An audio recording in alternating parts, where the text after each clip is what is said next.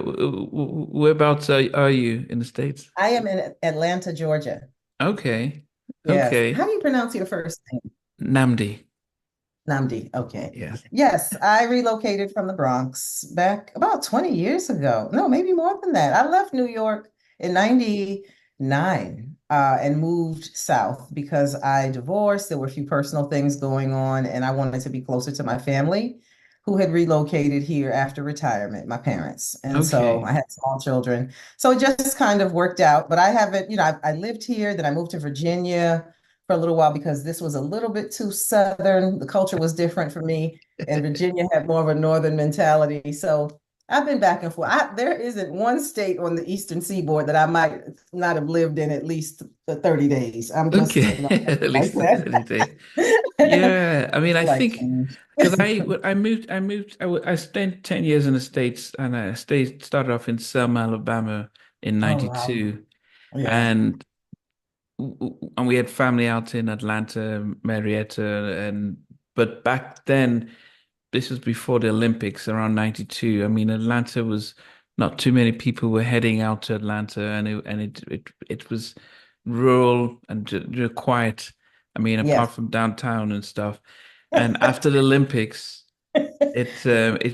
prices went up, and then the industry with LaFace and making moves and everything, it just became an influx, an influx, an influx. So it's a lot different than when I first got down there. And yes, I can just imagine. I travel a lot and I've been to islands as small as Grenada, where the driver who picks me up from the airport will ask where I'm from, and then they'll get so excited about Atlanta. Like it seems like everybody in the world wants to visit Atlanta. I think that's so funny. And to me, as much as I am peaceful living here, nothing ever matches New York. Nothing will ever be like New York. And I'm always comparing. And so for those who think this is the Mecca, I'm just like, it'll do.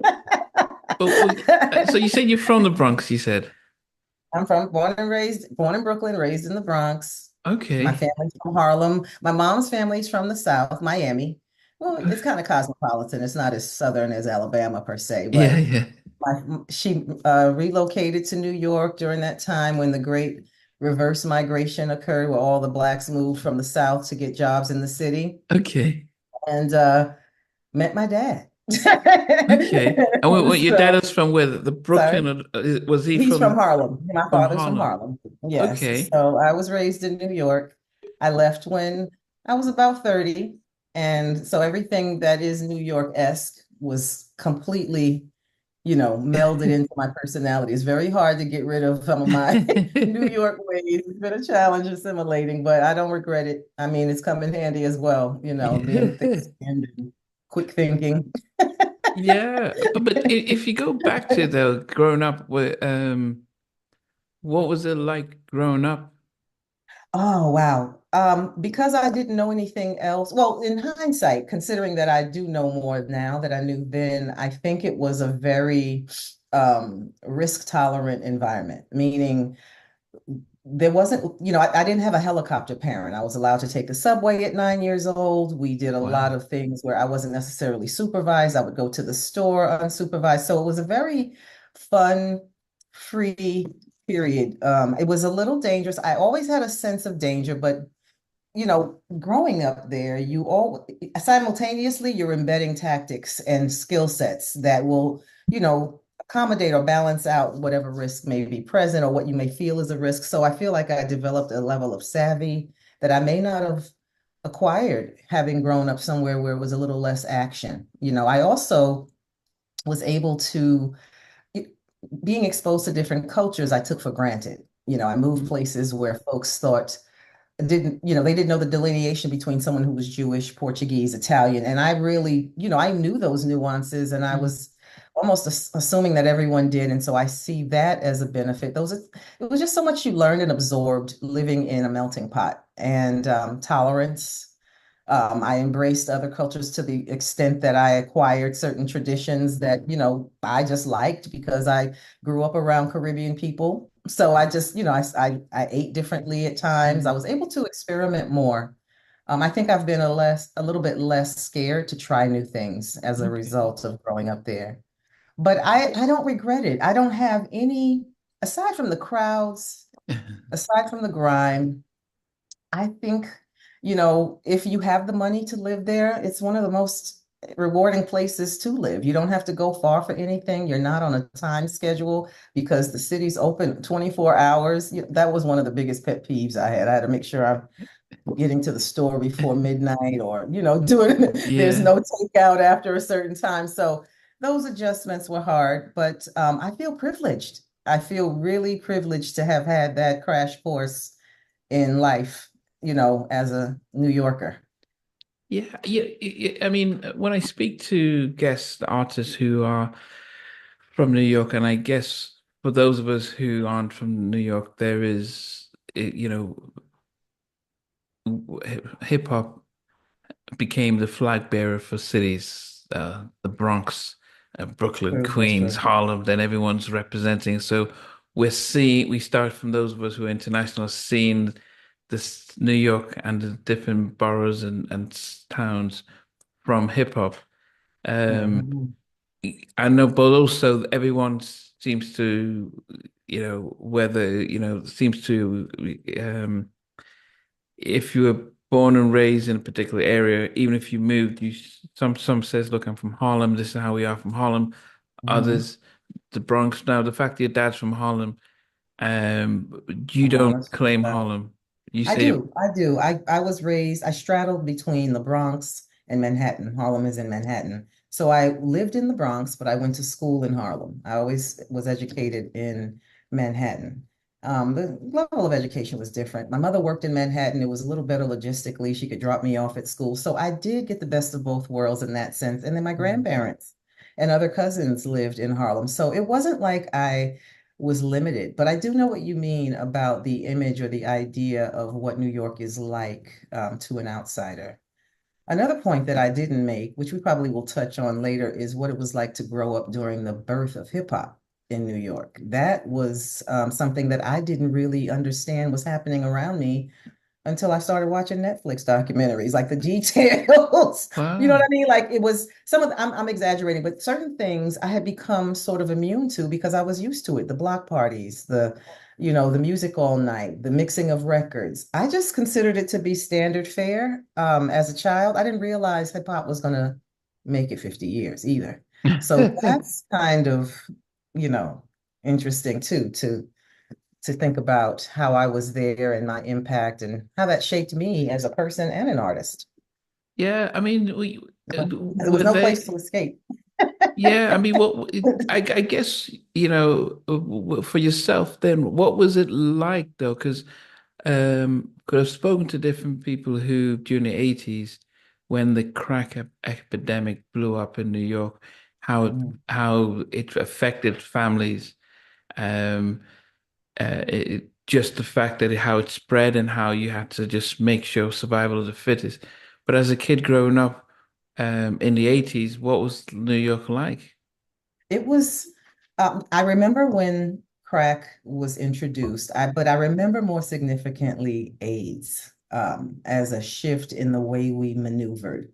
That it was almost simultaneously. So in terms of the direct impact, I did go to private school, so some of this wasn't necessarily my experience, but I watched my neighbors and friends lose after school programs, lose incentive programs that were available, funded by the government that Mm, enhanced the creative arts. That kind of, I went to dance school. My mother paid out of pocket. I was very blessed.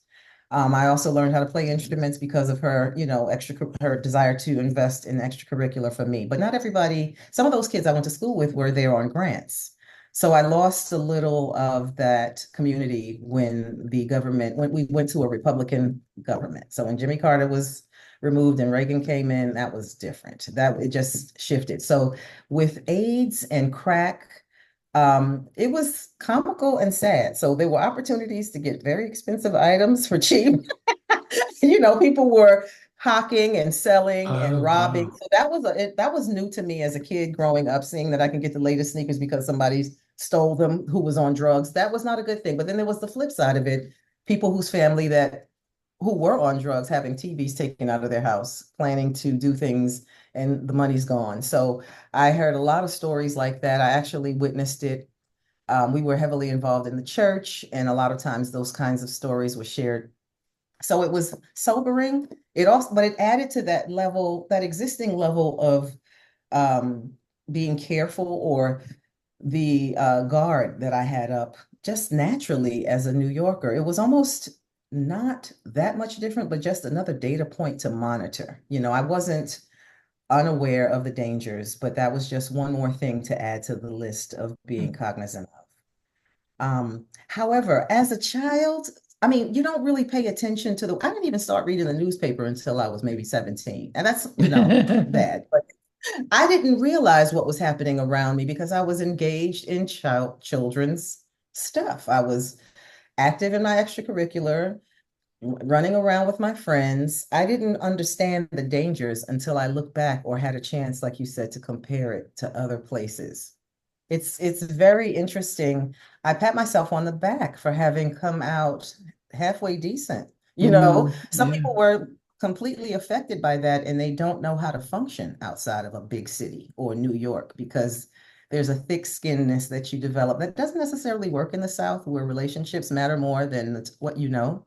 Yeah. So, different nuances to it, but I have a general sense that I benefited from all of that, even if it was chaotic. It was just a seriousness to it. If you were involved in something, typically you were serious about it in New York because there were too many distractions for people to just piddle around with things that they weren't really focused on, like church. In the South, there's a church on every corner.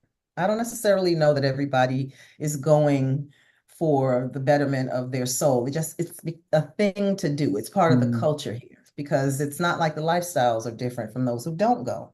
But in New York, 9 times out of 10, if somebody was going to church, they were either, there was an intentionality about it. Now, it's not a blanket thing, but Yeah.